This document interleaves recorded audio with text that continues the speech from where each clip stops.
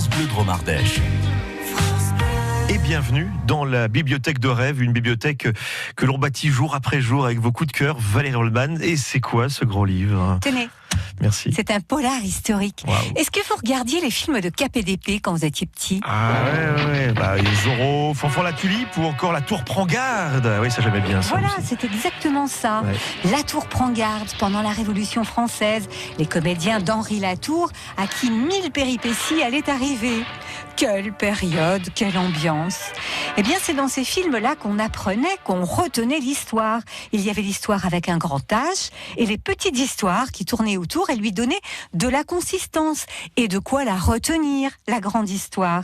Eh bien, dans les romans de Jean-Christophe Porte, c'est exactement pareil.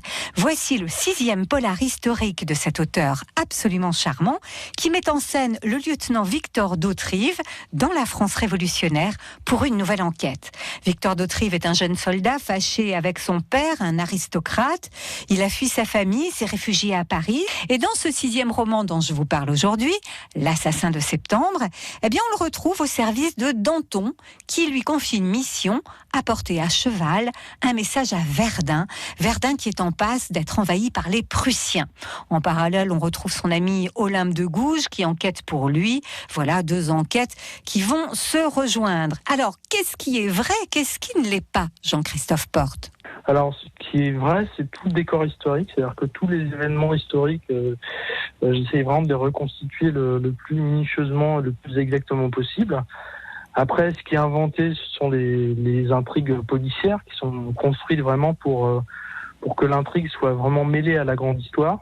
C'est-à-dire que Victor d'Hauterive, il est amené à côtoyer les gens puissants, qui sont eux réels et qui sont retracés dans leur réalité de l'époque. Et lui, il est inventé. Donc voilà, c'est vraiment un mélange entre les deux. Moi, ce que je trouve vraiment réussi, c'est que vous arrivez à rendre la grande histoire tout à fait passionnante.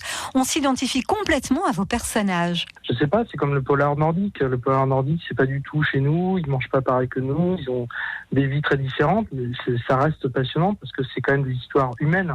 Il faut pas s'attarder au décor. Ce qui compte, c'est comment ça résonne en nous. Et pour moi, il faut pas que ça reste des histoires en costume avec des gens qui étaient complètement différents. Ils étaient les mêmes que nous, avec un contexte différent. C'est ça qui est intéressant, c'est d'arriver à faire vivre ces gens dans cette époque pour faire comprendre aux lecteurs tout l'enjeu, toutes les difficultés de cette période, moi que je trouve passionnante. On lui apporte son épée.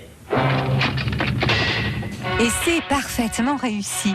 Plongez-vous dans cette nouvelle enquête de Victor d'Hauterive, L'assassin de septembre de Jean-Christophe Porte, qui vient de paraître aux éditions City. Et on vous l'offre, ce livre, ce matin, au 04 75 40 10 10. On se fait quand même une sacrée belle bibliothèque grâce à vous chaque jour, Valérie Lombardo, et on se dit à tout à l'heure. À tout à l'heure. À tout à l'heure, parce que tout à l'heure, en effet, vous serez là à nouveau en 11h pour jouer avec nous dans